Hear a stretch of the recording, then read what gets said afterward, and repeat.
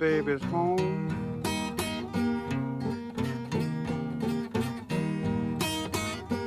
Cairo, Cairo is my baby's home.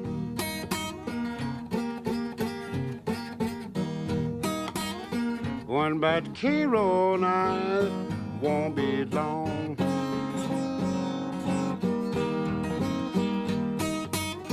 Women in Cairo, they will treat you kind and sweet.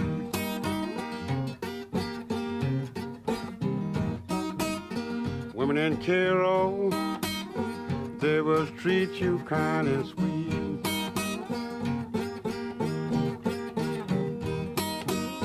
Catch you around and take you off your feet.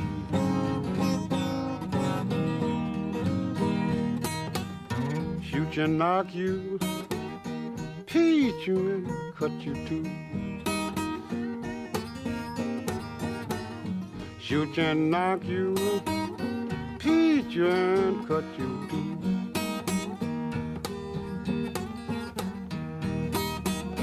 They get through the graveyard, then for you.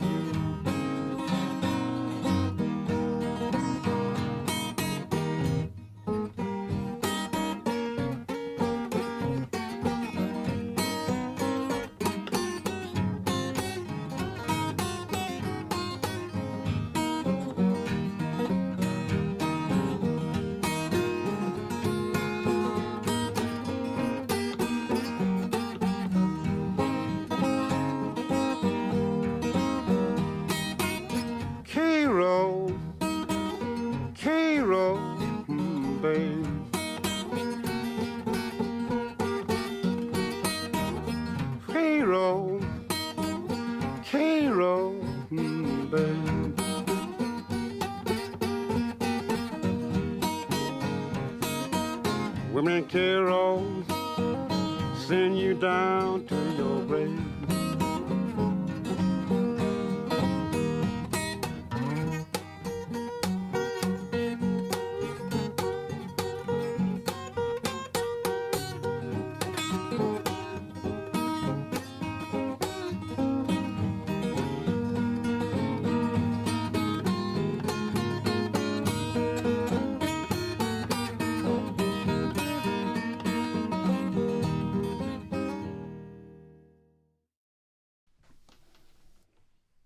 And welcome to number 58 of Homesick Mac's Blue Monday Livestreams. Good to see you here, guys.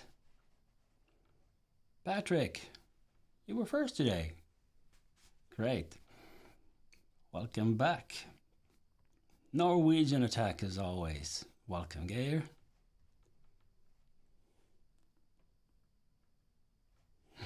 Yeah, I'm kind of hiding in behind the kind of curtains while the intro song is playing. I'm kind of just checking everything. The last check, yeah, which I still haven't done. So let me just do one more thing.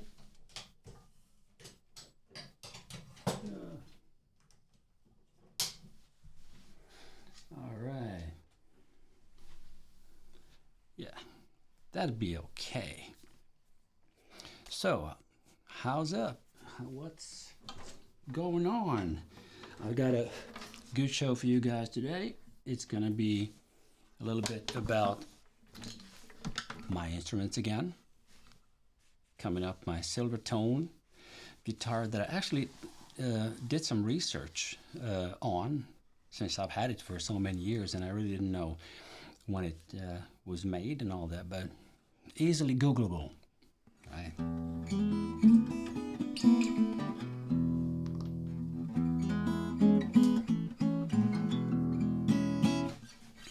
So, as usual, a little bit of housekeeping. If you're watching this on Facebook, anybody, that's okay if you're on your mobile or on your tablet, but if you really want to hear good audio and video, then head on to YouTube. And the link to the YouTube stream is right in the first comment on Facebook. So just go there if it's okay. Otherwise, Guitar backups will start up as usual in E, but I'll try again to avoid the shuffly part. So it's gonna be a kind of a bit of variation to the usual blues pattern. Okay, so get your stuff ready and let's go. All right.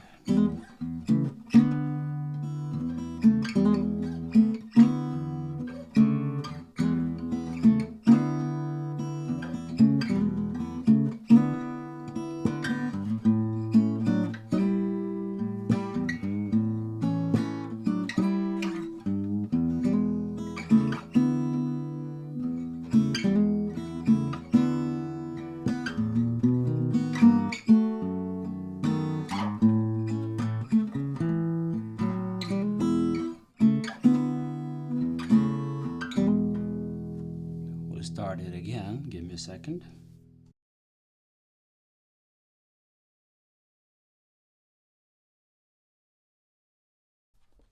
I just realized my microphones were too far away. Sorry about that. So let's go. 2, 3, 4.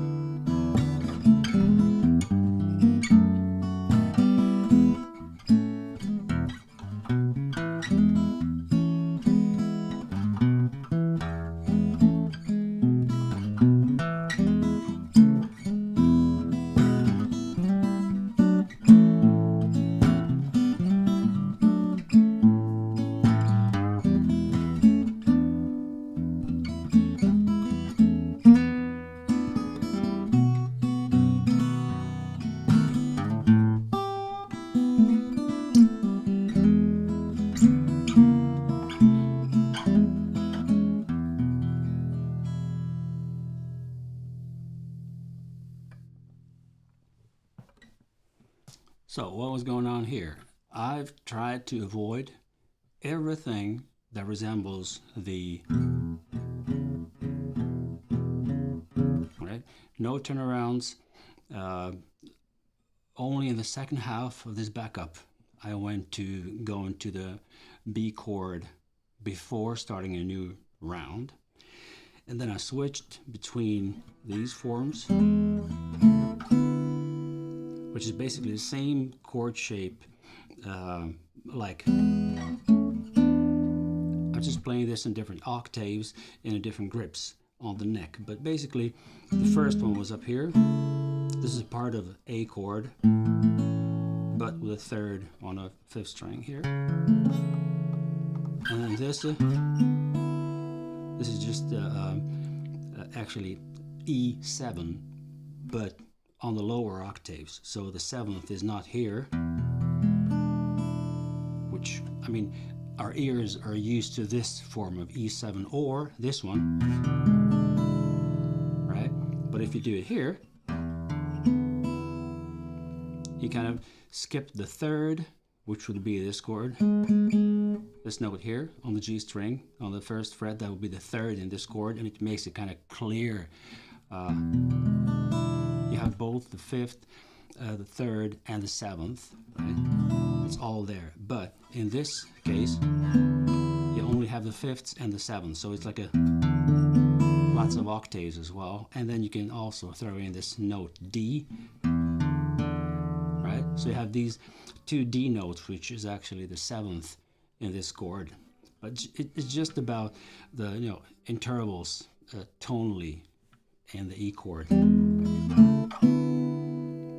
Actually, I'm just switching between E, A, and E7.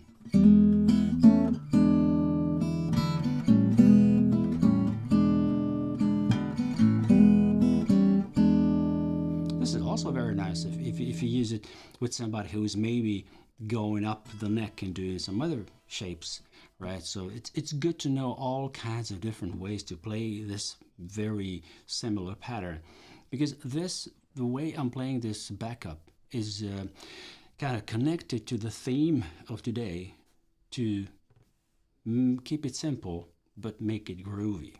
Which means simple, that the licks are not difficult to grip. This is easy to learn because it's one grip here, next grip is here. So you play like 3 strings at the same time. That's all your picking hand needs to think about, and also the fretting hand. So you need to press 2 strings here, 2 strings, 2 strings. And when you just memorize this visually where the notes are, then it's quite easy. And the second shape was this, which is also just E, and then A, but with the E in the bass. So we don't just switch to A chord, we stay in E on the bass, is just to make it groovy. Boom, boom, boom, boom, boom, boom, boom.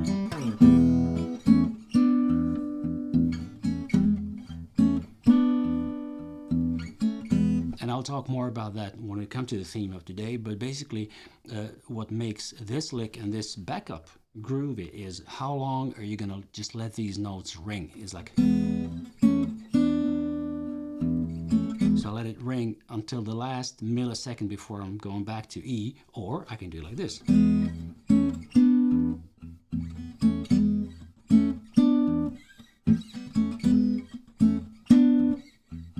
If you want to make it more percussive, more rhythmical and all that. And then the second shape of the switch in A was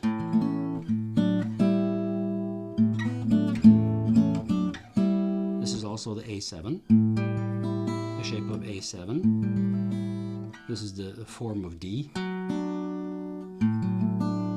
This would be a D chord, like, but we just play this.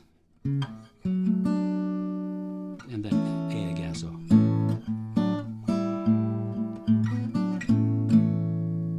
Or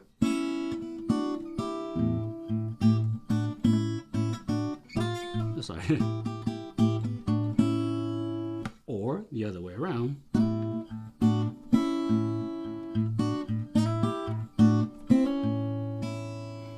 groove is made by kind of gliding to or from these notes, because the basic shapes are this. And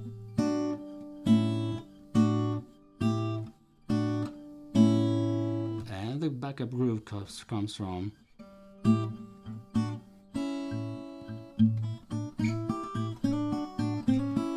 So I'm kind of gliding into the shape.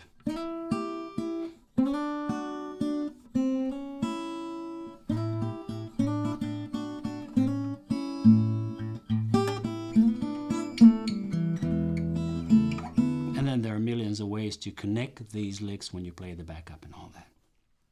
But the groove depends very much on who you're playing with, how this other person or other persons are playing. So it depends on a lot of things, how you're going to put this all together. That was that. So let me change the guitar or prepare.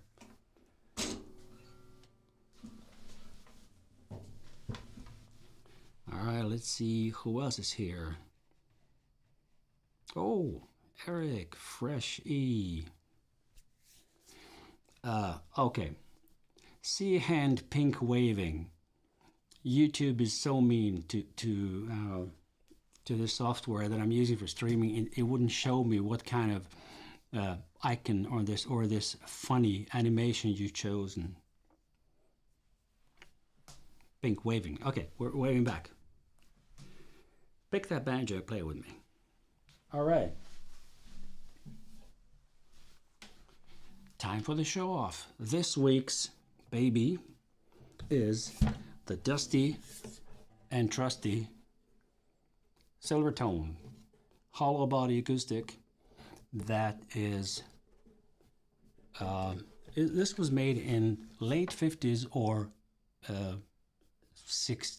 beginning of 60s. Like some sources say this is a 59 years old model, and some say it was made in 1961. But nobody says it was made in 1960, when I was born. So this guitar might be a year older or a year younger than I am. So there you go. I bought this off of eBay I think 15 years ago. And the thing is, you can see here it says made in USA, and there's this serial number, not to brag, but to be analytical, because this guitar was made by different manufacturers throughout the history of this model. And this is nothing new as a guitar shape and the model, which is a hollow body archtop guitar, where the top of the guitar is a little bit angled like this, right? So it's not totally flat like on a flat top guitars, regular acoustic guitars. It's got this floating bridge, which I mean, you can glue it to the body, of course, and it's gonna be just great. But I like to have it floating, because sometimes you really need to tailor the intonation, and that's only possible to be done by moving the bridge a little bit forward or back, and then you have to angle it so that all strings are evenly intonated.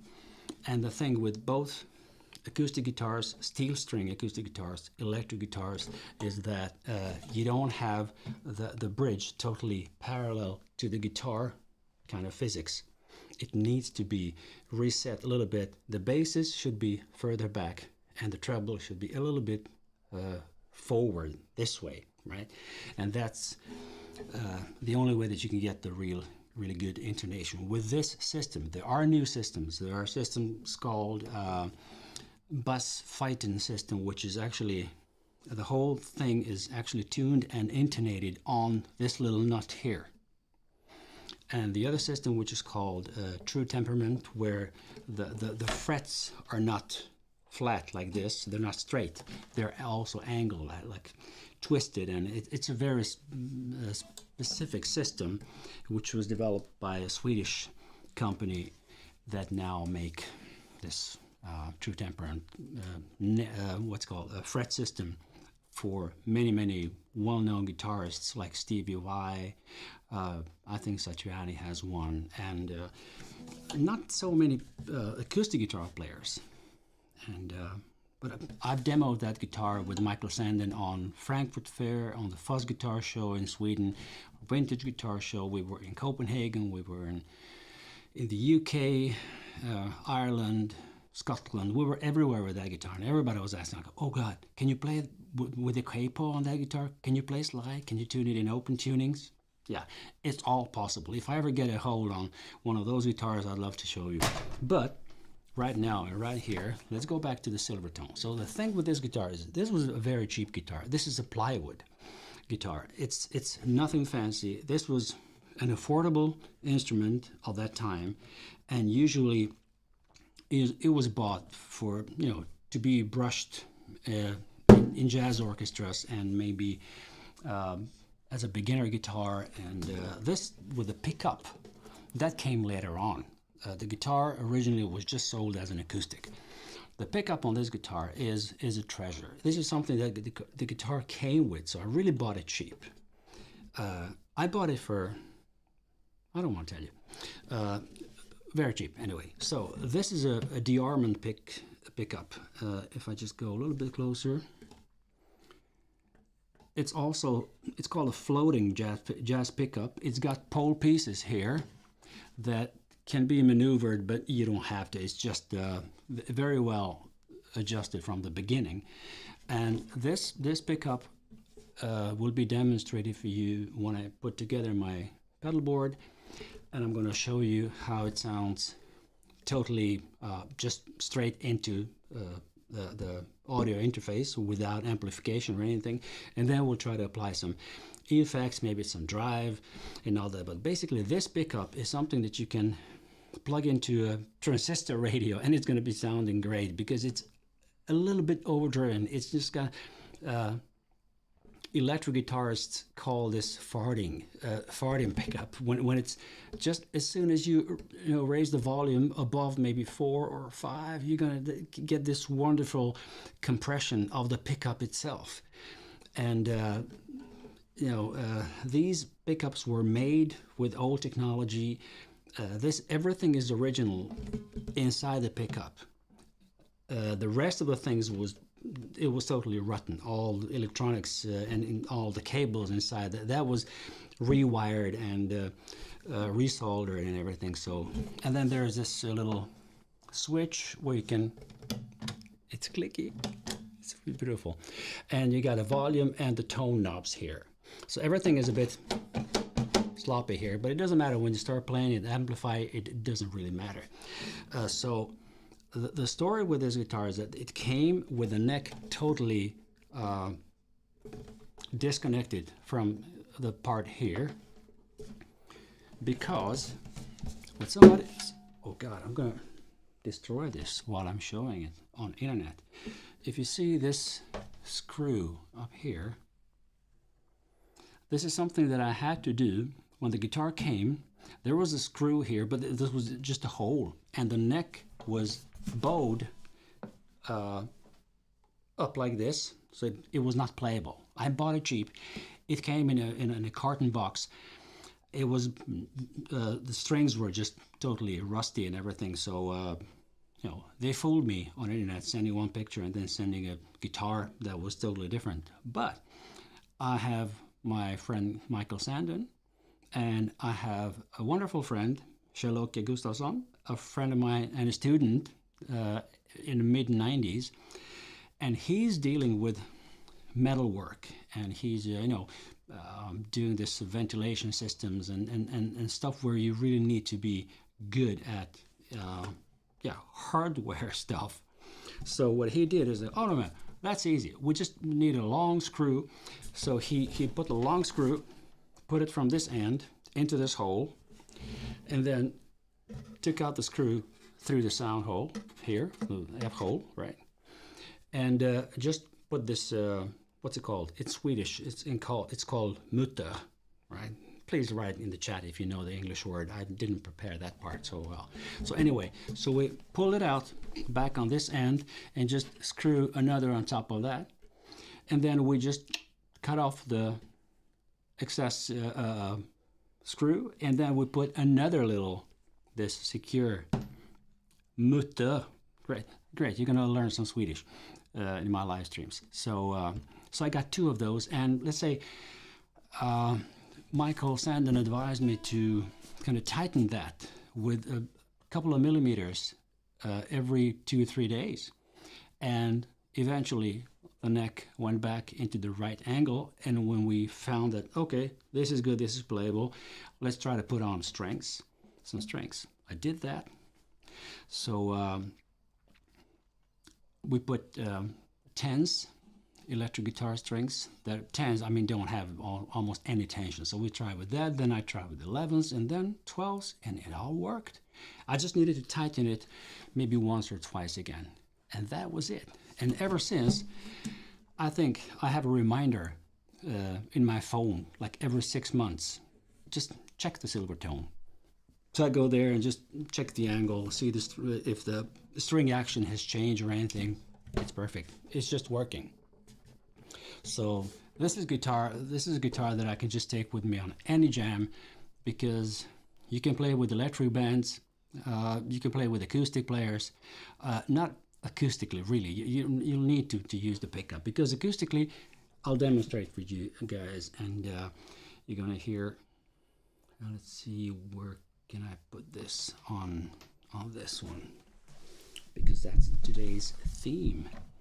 So I'm quite close to the microphones as I was with my other guitar, and we can do the comparison. I'll just take that guitar again after I've played you this one. So this is the sound of it, just standard tuning.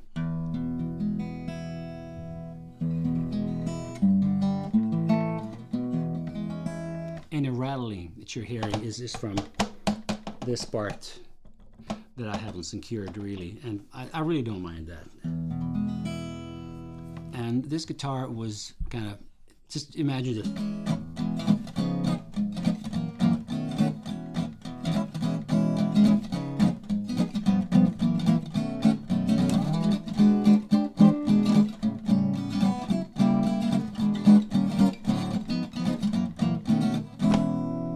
It's beautiful. But I mean, I took this guitar on tours when I could take only one guitar with me, and I was supposed to jam with electric bands and to kind of mix different kinds of gigs and all that. So I just took this guitar, and it solved everything. I have to admit, the tuning pegs are quite lazy, so this is not really smart to tune into open tunings in between songs. It can be like, okay, I'll play like 5 songs in open tuning, and I do that, and then I go back to standard, and I'm in standard tuning for like 5 or 6 songs, and so on. So my other guitars, I can really tune them as many times as I want. I can tune it to different tunings for every song. But this is kind of tricky, because I didn't want to change this, and I'm not sure if this is original. It looks old, and it's a little bit dirty. It's not rusty, so I don't know if somebody changed this. But the story about this Silvertone is that it was probably made by Kay and then sold to Sears, in which catalog it showed up. So if you just search for Silvertone archtop guitars from the 60s, you'll find loads of information about that on Google. So Sears had a couple of suppliers, and they changed to Key I think in the last part of the 50s and then the beginning 60s, and it was because Kay just offered the best price for the Sears to make more money by selling them, and this costed $29.95 when it was bought new. So it's like it's great. But I mean, I love the guitar. I love that it's so old. I love that it's so beaten up, and I love the neck. The neck is round. It's not a low profile neck by any means, but it's a wonderful guitar, right? So, and the electric sound of this guitar is going to be shown in some of the upcoming live streams.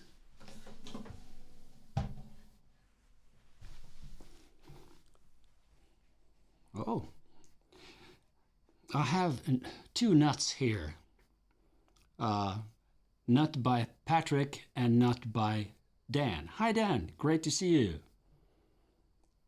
My good old playing buddy, an old friend. We go back more than 30 years, Dan and I. So the mutter is nut, right? So you put the nut on the screw and you tighten it. That's right. Thank you so much. The YouTube, never-ending source of knowledge. This is great. So what's next on in the script? So I showed you my guitar, and if you go to reverb, let me see if I can do something here. Copy link. Maybe I can just take it and paste. Yes, I can do that. Praise the internet and Wi-Fi at home. Open this in your web browser and read about it later on, because I prepared it here in my... Yeah, good. So, don't leave the live stream, though.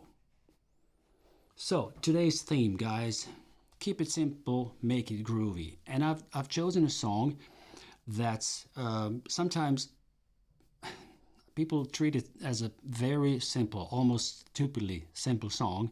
And it's like, what? That's all? Those 3 chords? And so slowly?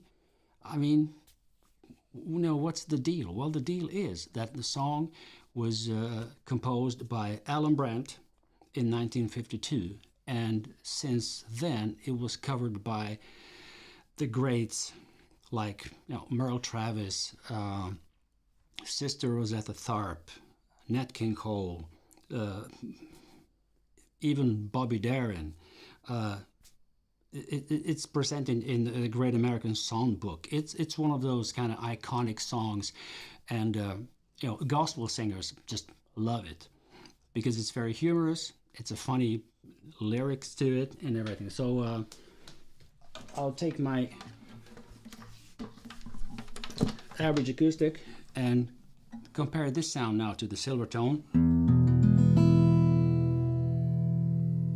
You cannot compare because that body is smaller, it's plywood, it's, this is solid wood all the way through, and this is not even a very volume strong guitar at all, this sound, and it was made to be quite deep to give me these nice mid-rangey middles, warm low middles, which are quite difficult to send over internet to you guys. It's dependent on what you're listening with. If you have your earphones and a good audio interface, then this audio I'm sending from here is really good. But yeah, that's it.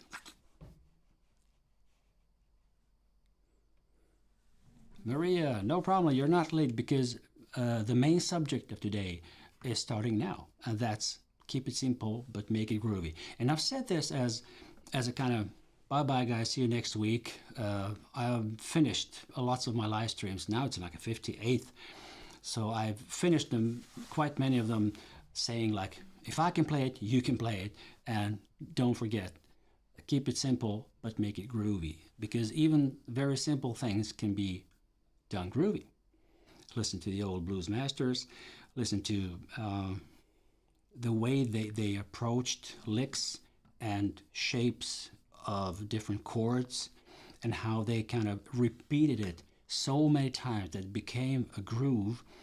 And the whole thing with when you're looking at the music history and how, let's say, hard rock and rock music was developed, it was very much based on grooves, on riffs, on short kind of combinations of notes played together as the foundation of a song, either the rhythm or the melody, or don't make me play Smoke on the Water, but it's like that's it. The groove was everything.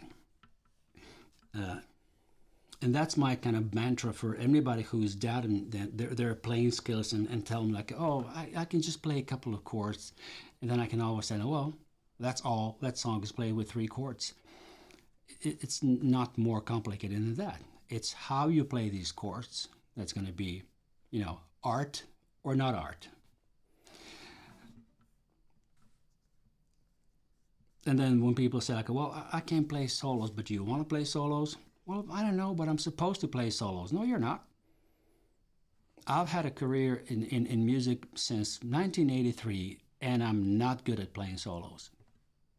Put me in a jam situation with any band, I'm not going to be able to, you know, leave the bass and just play the trebles and play the classic guitar solo. Neither on electric or acoustic guitar. No way. That's not my style. So whoever feels that they have to be able to play solos, well, don't worry, you don't have to. Muddy Waters didn't play solos. He played slide solos, like slide melodies, and he took maybe 3-4 kind of rounds in his song, but he didn't play these extended solos like nowadays players, or if you listen to other electric players of that time, like, you know, Freddie King, B.B. King, Albert King, they could not, you know, go in extensive soloing, like 3, 4, 5, 6 choruses. Albert Collins, you know, just building it and all that. Everybody has their own styles, so I'm leaving it there. No more discussion about that part. But if we talk about which guitar should I take for this little explanation? Let's say if we say no shuffles, but if we talk like a boogie style, right?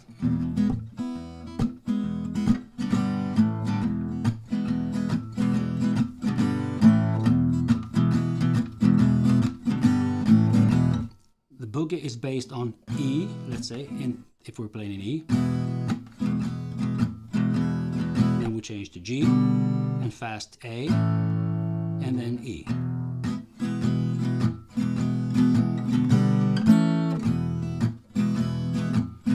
Even if I play this fast,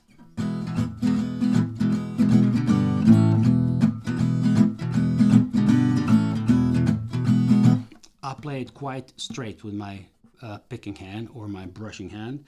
I'm just going down, up, down, up, down, up, down, up, down, up. This pattern is the same, and I'm just changing the chords here. So when does this start to be a groove? It starts when you either syncopate, or you damp it, or you do some other stuff with your fretting hand as well. So if I just play the same thing that I did with my right hand, but here on my fretting hand, I'm going to be dampening a little bit, kind of leaving the chord damped before I change it to next one, or maybe I'll just leave the strings ring open. So listen to that.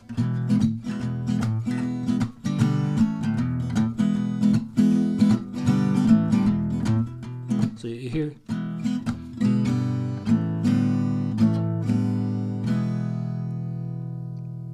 So I only have the control with my left hand here, which is not enough. So I'll need to dampen a little bit here, and then to do some rhythmical stuff here as well. This is not so difficult either, because if you start practicing slowly, you'll get into it, and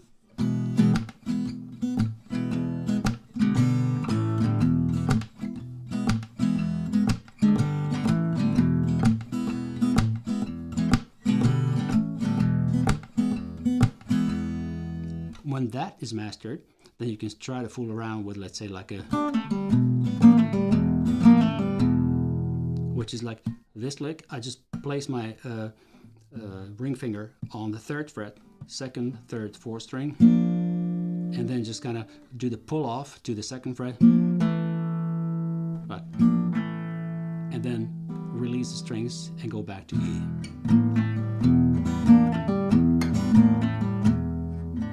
In the boogie groove.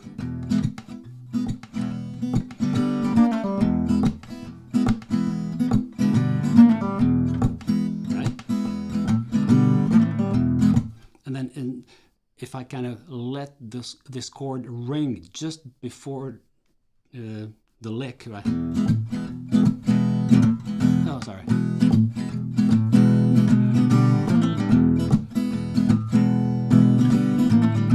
This is one way. Let's say I would maybe accompany a harmonica player who plays maybe a certain lick a certain way, but the next maybe round could be more kind of syncopated like this.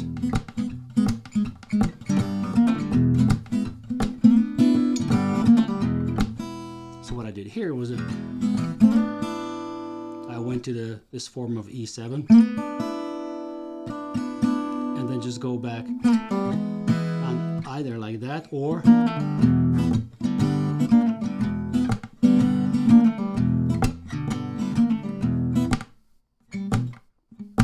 so there are two slaps here rhythmical with my right hand.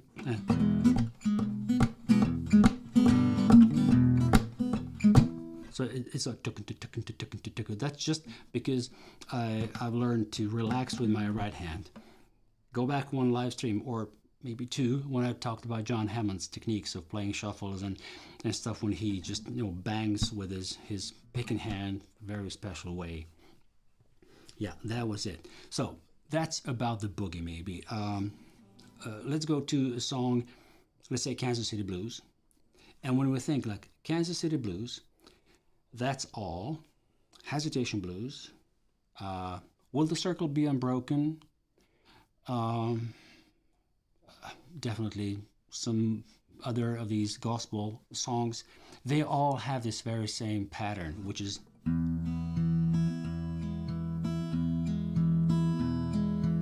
basic finger picking, which I've shown you this in the previous live streams. But let's say, walking down Main Street, going down Bill, looking for the woman they call her, say she done moved to Kansas City. She done moved to Kansas City. I tell you that Jesus, I tell you that's all. Some people go to college, some people go to school, and so on. That's the song, that's all, right? Same pattern as Kansas City Blues. And Hesitation Blues. Hesitation stuff and got my hesitation shoes. Lord, I'm in mind, got an hesitation blues. Tell me how long do I have to wait? Can I get you now? Lord, must I hesitate? It's the same pattern, it's the same groove. And then of course, no musician would play like these songs in a row, like 2 or 3 of those. Of course, you divide it into different sets and all that, but it's a very same pattern. And when you start playing these songs, you kind of develop your own way of playing it.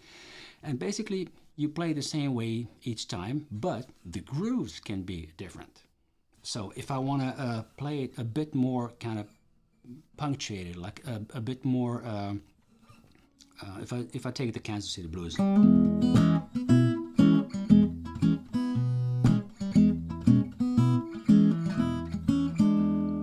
that's one way. Otherwise, I could maybe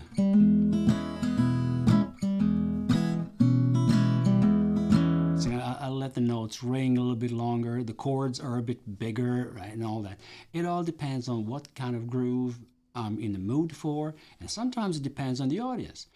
If the people are really liking it and maybe clapping their hands and really cheering you and everything is fine, I might kind of swing a little bit more. Maybe I'll just go and play some other chord shapes that are like a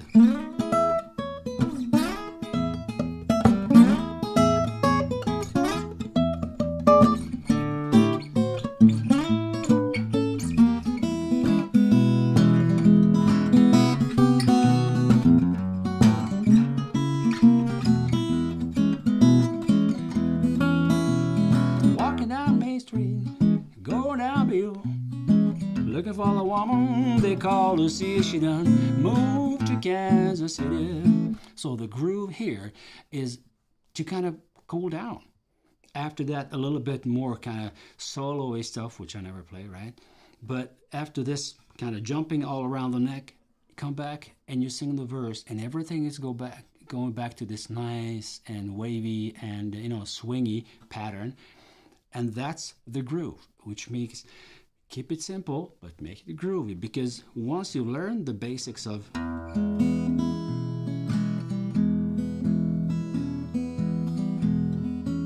so when you know when where your fingers are going, how you're playing this, then this kind of...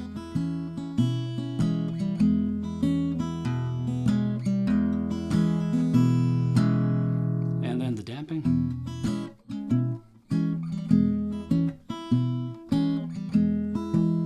I mean, I'm totally wild about these things and these grooves. I could play this for hours. I can just, you know, look through the window or sit on a bench in a park. I could just play this for hours. This is kind of, it's life for me, right?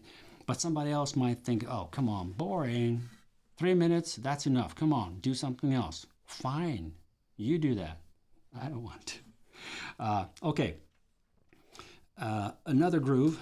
We'll go to, oh, there's another song, Glory, Glory, Hallelujah, when I lay my burden down. Same pattern, same chords, same way of picking with your right hand. The grooves can be different. All right, let me switch to the guitar.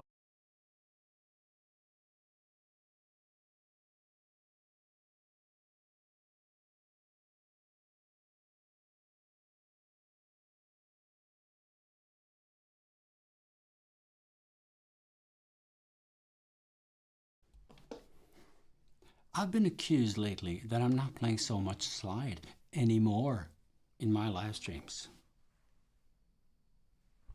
Back to the routine. But what you need to realize is that people approach me from all social media channels that I have. It's Twitter, it's YouTube, it's Messenger on Facebook. Some people have my phone number, of course. And I get many comments from people watching the live streams, usually when they watch it afterwards as replays. And then say, well, I was waiting for some slide there. Okay, sorry. But let's go to this, the whole groove thing.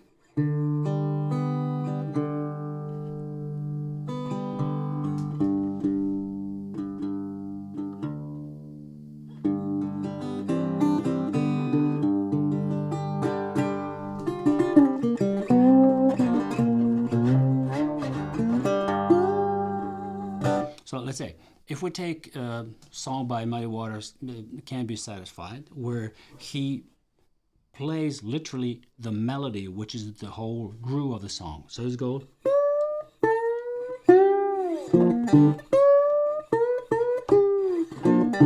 What's he singing is, well, I'm gonna leave, won't be back no more, going back down south, don't you wanna go, when I'm trouble, I've been all worried, my.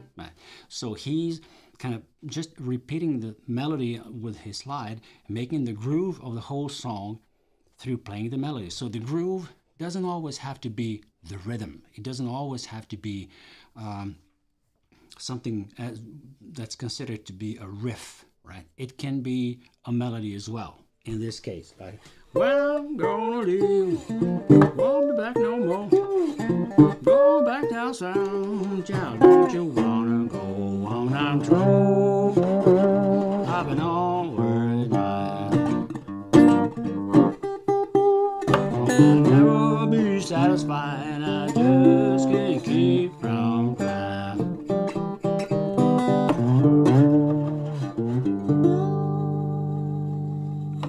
Good. That leads me to another kind of version of the song, That's All. So let me just show you. I think this is going to be the right, yes. So here's the history about the song that was became a blues and jazz standard.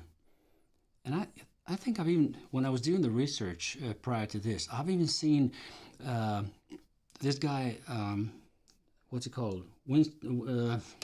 Trumpet guy, Marsalis, play this together with Willie Nelson live.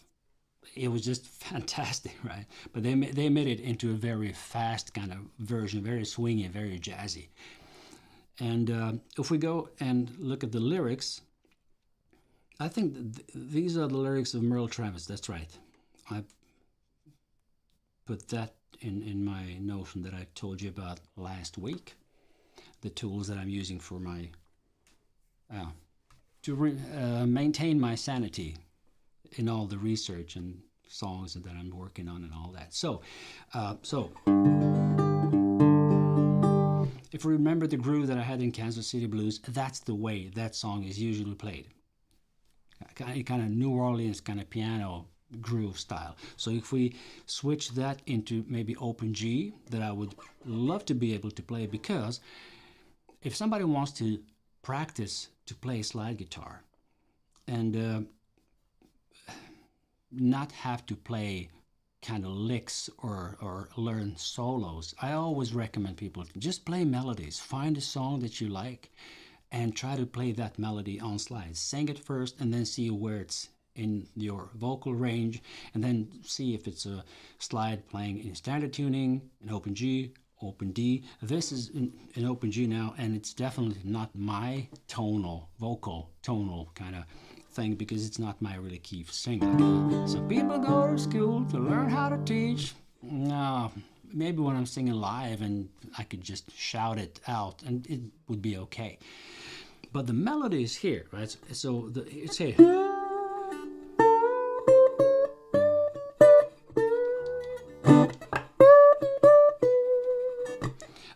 If you can't preach without going to school, you ain't no preacher, just an educated fool, and that's all. Right? You switch. That's all.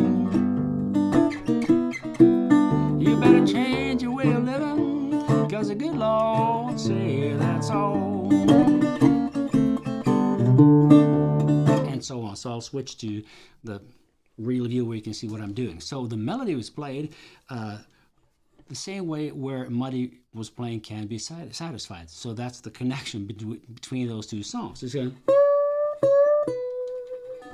some people go to school to learn how to teach. Some people go to school to learn how to preach. If you're staying in G, and you can still preach without going to school. You ain't no preacher, you're just an educated fool. And then you switched, and that's all. And that's all.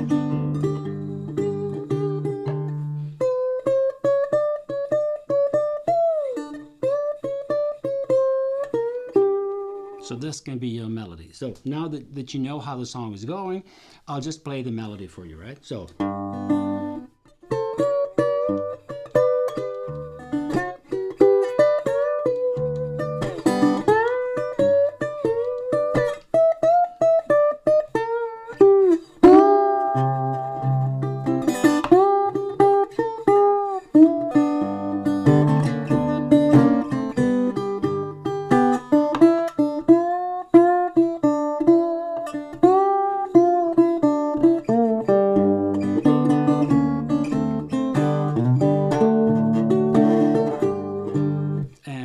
The groove coming here, it's coming from the kind of finger picking pattern, which is bass, chord, big bass, chord.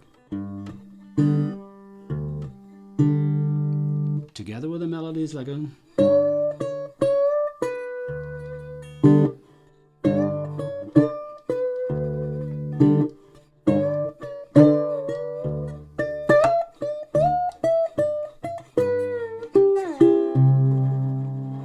That's where the changes come and all that. So the groove can sometimes just be a regular backup pattern and nothing else. Keep it simple, but make it groovy. Another example of kind of making things simple but groovy is maybe we can do the kind of shuffly backup.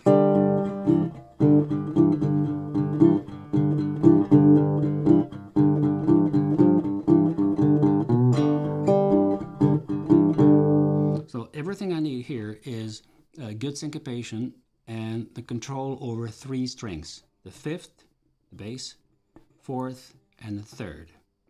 So what I do with the open G string, the 3rd one, is I kind of pick it before I do the bass. So it's coming as a kind of pre-note.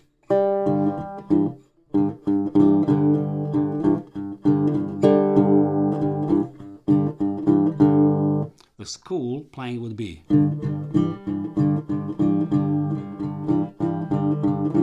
Right?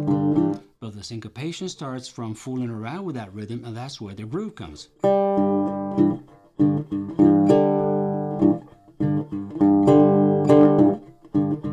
So now I picked it twice with my index finger here. So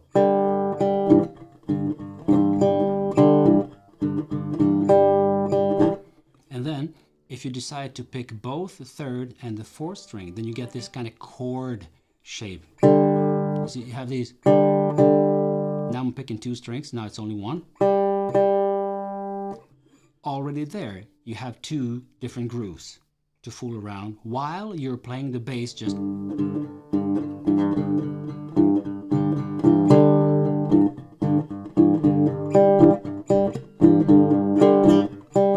And how do I stop this note from ringing is by fretting a little bit with my left hand, but I'm not pressing the strings, I'm just kind of damping them like. So that's what's happening in between. My right hand is doing the same thing. I cannot dampen here because this cover plate, I'm not reaching the string. So if I can kind of cheat and dampen, it would be like. But that's not really, it's more rhythmical than it's real damping because you don't hear which note it is. Right? So I'm doing everything with my left hand. So if I play this in full speed.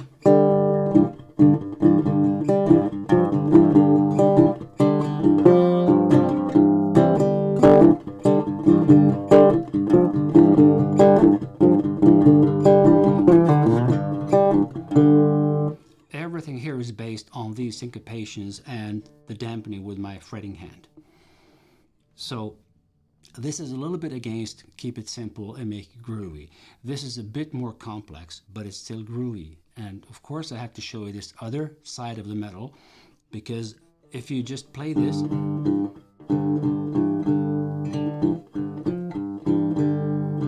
if you play this for 20 minutes every day for like 2 weeks, you've got the great foundation, and then you can fool around with this just same way I'm doing it here. This has become a kind of showstopper. This kind of groove. I usually play the Rattlesnake and Daddy song, which is an old ragtimey song from the 30s, but I kind of made it into a Jerry Lee Lewis sounding, whole lot of shaking going on shape, and I just played Rattlesnake and Daddy like I woke up this morning about 4:30, somebody knocking on my back door. That's my Rattlesnake and Daddy. And everything is based on this groove.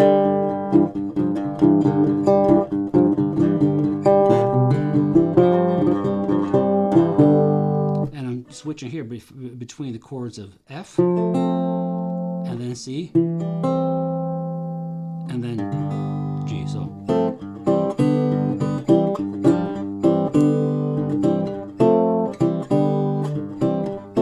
don't mix this with the seventh here. That's another lick. That's also very groovy.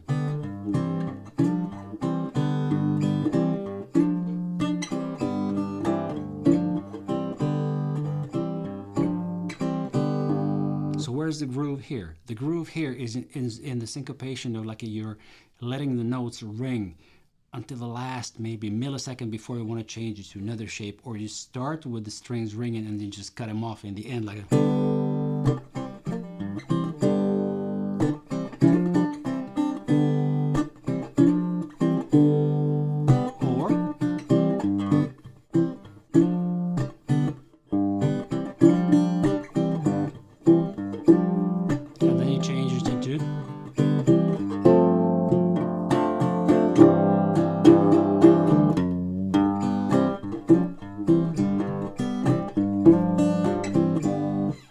This could lead me into another song, maybe just another pattern or whatever. So this was totally improvised right here because I was thinking, okay, how could I make a groove out of it? And that's my finishing and ending line for today. If I can play it, you can play it. I played this slowly enough that you can go to the replay, rewind this and loop it. Just take a couple of these maybe seconds of licks that I played and loop them so they come into the mind, into your brain, and you see exactly what I'm doing, and just repeat that and try to find your own grooves. That would be wonderful. All right, guys. So thanks so much for staying this late. It's late in Sweden. I guess everybody here is from our very same time zone, if I am correct here. Yes. I got 12 likes on YouTube, and there are less than 12 people here. So I guess somebody's watching from Facebook as well. Oh yeah, David Hanna. Hi. Good to see ya. Oh, Jeffrey Boyle was also watching in disguise. Great. But anyway, guys, thanks so much for coming today, and I'll be more than happy to welcome you next week again. That's going to be on that 17th plus 7, that's on the 23rd or 24th. I'm really bad at math, but yeah. Good. Let me know if there are any questions about that. Oh, Andre, what's the best slide to use? The best slide is the one that suits you and you're playing the best, which is a kind of lame answer because maybe you're expecting me to say metal slide or glass slide, this size or that size, or this manufacturer or that manufacturer. I'm actually preparing a video about how to choose a slide, because in my own situation, this is my choice of a glass slide. This was made by Ian McWee and his company in the UK. Somewhere in the middle of England, I think, and he makes these in cooperation with some real artists, glass blowers, who make, they make art out of glass. So they blow these fantastic glass tubes for him, and they are made in different thicknesses and the different diameters. So my slide, if you just look for diamond bottlenecks on Google, and you'll find their website, and I have a signature model. It's exactly like this yellow. I love this pattern, this color and everything, and it's heavy, it's durable, it's fantastic. And the difference between this and regular slide that you can buy in any music shop is that if you see the walls of this slide on the downside and look at the upper part, you see it's thicker. This is almost like 6 millimeters thick, and this here is around 3-4, which means that we've shaved off a little bit of the weight of the slide. And in this lower part, I don't need any mass on that part of the slide, because I'm usually playing melodies with this upper part. That's where you need more sustain, and that's where you need the slide that can carry those notes. And yeah, that's what I'm looking for when it comes to this slide. When it comes to metal slide, this is also my slide of choice. It's made in Germany by Jan Simon and his father, and it's called Daddy Slide. It's got the same principle. This is made out of brass, and it's wonderfully made, and the polish on this is, it's on steroids. It's really fantastic. There's no industrially made slide that had so much patience involved, and this was polished to insanity, and it's really kept for many years now. I've had it, 7-8 years. So this is also quite thin on the lower part and quite thick up here. And we were experimenting with Jan and his father, and the first version of this slide was so heavy that I just couldn't play it on my pinky, because the pinky is your weakest finger. If I'd play the slide on my ring finger or like Bonnie Raitt on my middle, it'd be maybe another story. But let's say this way, and the only reason I wanted this specially made slide was that I wanted it to fit my baritone strings that are really heavy. Like I have 19 on the first string. Compare that to like 12s that are on average guitars, right? So I needed a big and heavy slide. So this is like 268 grams if I remember well. And I have several other slides that are either industrial made or slides that I got as presents from people. So you need to test it. My general kind of advice about slide is that I always like that slide is a little bit loose, so it's not too tight on my finger, because I need to be able to bend behind the slide and grab some chords. And if the slide is too tight, you cannot bend this ring finger, because they are sharing the nerve. The nerve from this finger, no, the nerve for the pinky is also partially affecting the ring finger as well. So if many people cannot just bend the pinky.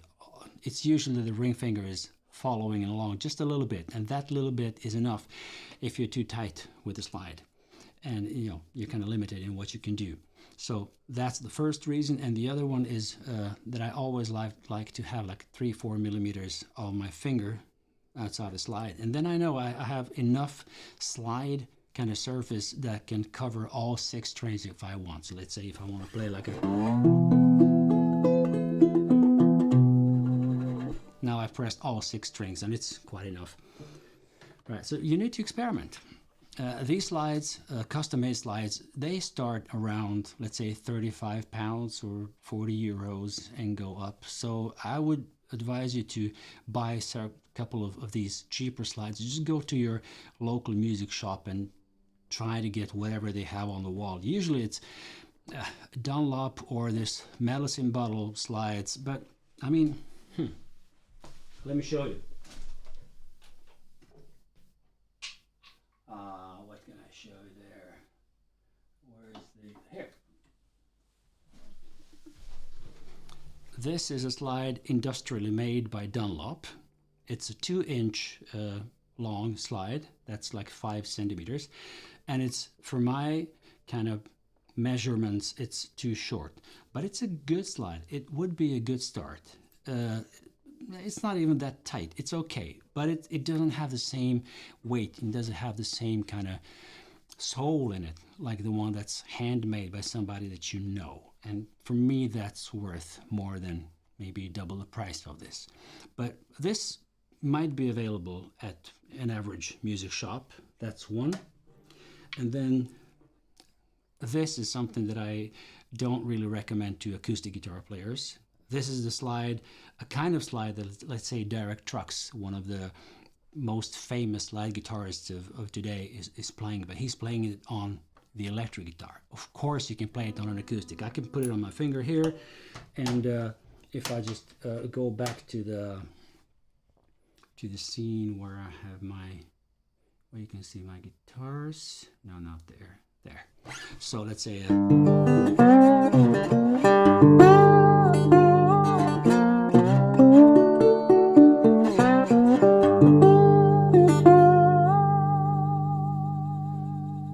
This slide goes over to these overtones very fast because it's very thin, and it's kind of, this is glass, but it's kind of, what's it called, plexiglass, some material that's not really carrying the note so long. Let's try this Dunlop slide.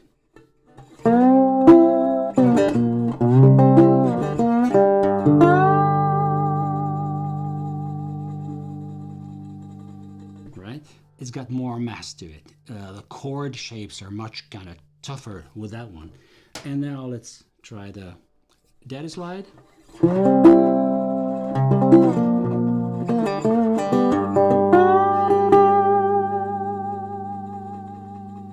You see, this note is longest of all 3, and because of this mass on the upper part of the slide, and because the whole slide is much heavier than this Dunlop one, so you can rely on kind of heavier chords. There is more bass to those chords when you're playing, and especially when you play as a solo acoustic act, you need all the basses you can get, and that's why I love these kinds of slides to be played.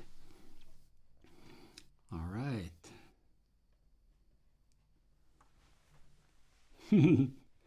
Great icons. Cool.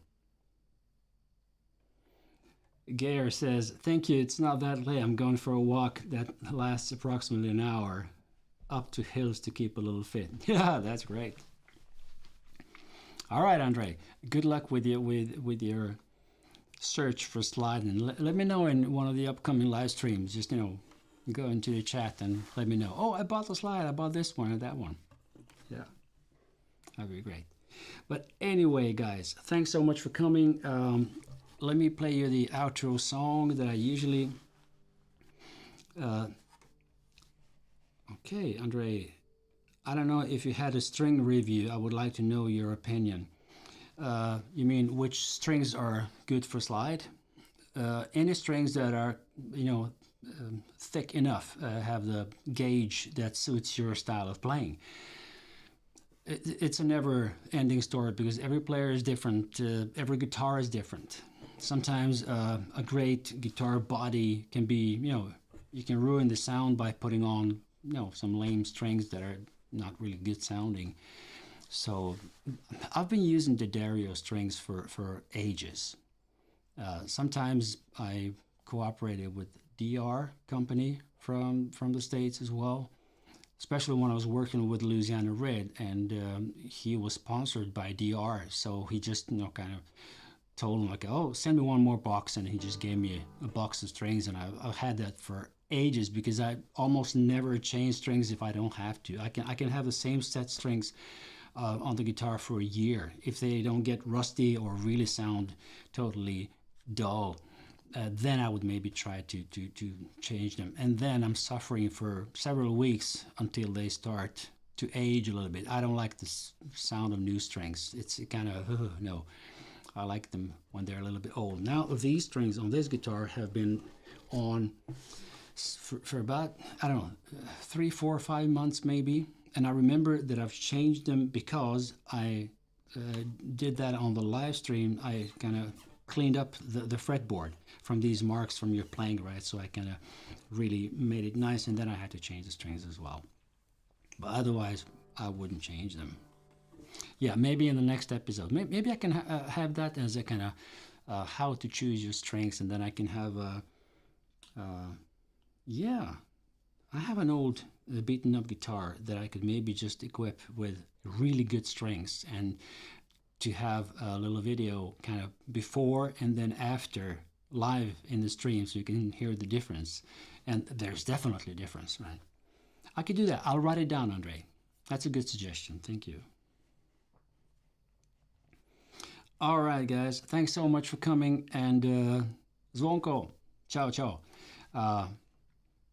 I hope I've seen everybody who came. I really appreciate your time, guys. And if you're watching live or if you're doing the replay with me here, Jonas, hey, I hope I said hello to you as well.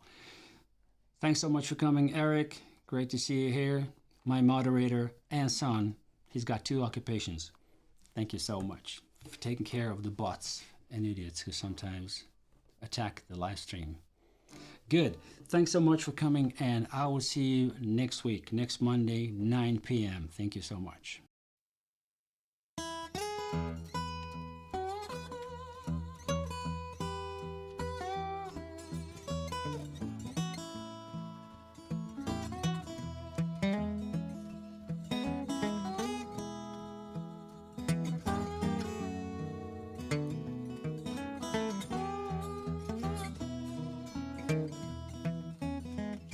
It was in spring, one sunny day, my sweetheart left me, Lord, she went away.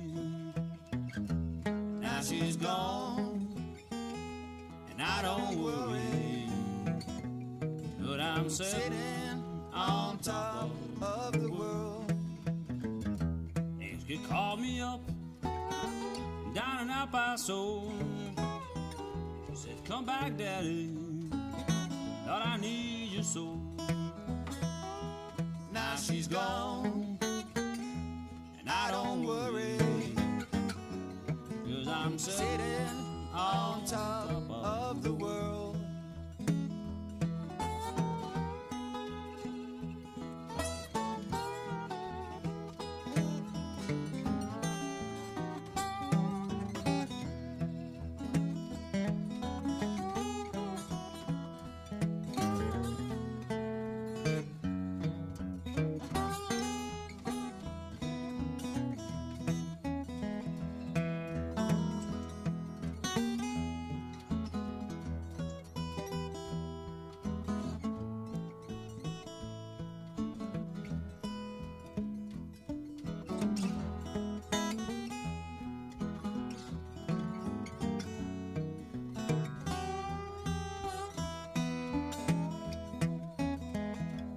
Don't like my peaches, don't you shake my tree. Get out of my orchard, let my peaches be. Now she's gone, I don't worry, but I'm sitting on top of the world.